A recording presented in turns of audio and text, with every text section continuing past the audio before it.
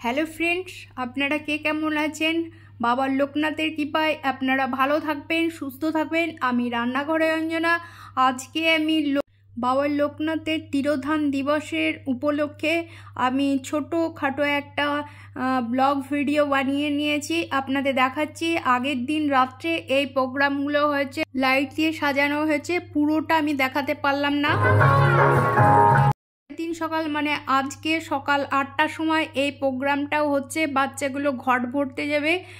বাবার লোকনাথের ঘট আমাদের পুকুরের মধ্যে ভরা হয় বা দামোদরে, তো এবারে পুকুরের মধ্যেই ভরা হবে। তো তার আগে একটু নাচ গান হয়ে যাচ্ছে, বাচ্চাগুলো এক ড্রেস পরেছে, বেশ ভালোই লাগছে। তো এবার আমরা এই পুকুরের মধ্যে যাব। এবার এই রাস্তায় দেখতে পাচ্ছেন কতটা ভিড়, লাইন দিয়ে আসা হচ্ছে, সব এক ড্রেস ছোটো ছোটো বাচ্চাগুলো। তো এই যে আবার আমরা পুকুরের কাছে চলে এসেছি। এই যে বড় পুকুর, এখানে আমাদের যে এলাকাটুকুনায় বাস করি সেই মধ্যে দুটো মাত্র পুকুর আছে।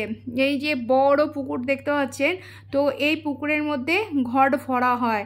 তো ব্রাহ্মণ ঠাকুর যে বাবার লোকনাথের ঘরটা ভরে নেবে, আর বাদবাকি যে ঘটগুলো ভরা হবে সেই ঘটের জল কী হবে আপনারা দেখতে থাকুন, আমার সাথে থাকুন, পুরো ভিডিওটা দেখবেন। আমি ছোট্ট করে এই ভিডিওটা বানিয়ে নিয়েছি, আর একটু আপনাদের খুব একটা বড় করে বা খুব একটা ভালোভাবে দেখাতে পারছি না। বা আমরা মন্দির প্রাঙ্গণে চলে এসেছি।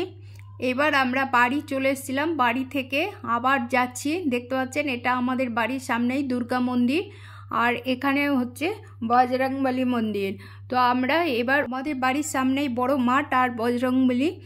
এবার মন্দিরে চলে এসেছি বাবা লোকনাথের। এই যে শিব, যে ঘটে জল নিয়ে আসা হয়েছে, এই শিবের মাথায় পুরো জলটা ঢালা হয়েছে। আর ঠাকুরমশাই মানে পণ্ডিত মশাই যে জলটা নিয়ে এসে ঘরটা পড়েছেন সেটা বাবার লোকনাথের।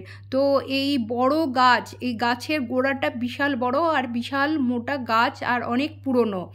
তো এবার এই জল ঢালা হয়েছে এই শিবের মাথায়। তো এবার মন্দির সাজানো গোছানোর কাজ চলছে। এই যে এবার দেখুন বাবার লোকনাথকে সাজানো হয়ে গেছে, দেখতেই পাচ্ছেন। বা পুজো পাঠও শুরু হয়ে গেছে, সাজানোর পরে পুজো পাঠ হয়ে গেছে। তো আমি যতটা পারলাম, মাঝখানে আমার শরীরটা খারাপ হয়ে গেছিলো, আমি পুরো কিছু দেখাতে পারলাম না, এইটুকুনার মধ্যেই দেখে নিলাম। আপনারা পুরো ভিডিওটা দেখবেন। আর বাবার লোকনাথ রনে বনে জঙ্গলে সর্বত্রই বাস করেন, তো আপনাদেরও মঙ্গল করবেন। আপনারা পুরো ভিডিওটা দেখবেন, মিস করবেন না। এখানে হচ্ছে রান্নাবান্না, যে ভোগ বিতরণ, মানে এখানে প্রচুর লোক খায়, তো এই রান্নাবান্না হচ্ছে, দেখতে পাচ্ছেন পুরো আয়োজন চলছে। তো এই রান্নাবান্না হওয়ার পরে ভোগ বিতরণ হবে, আবার লোকজন খাবে।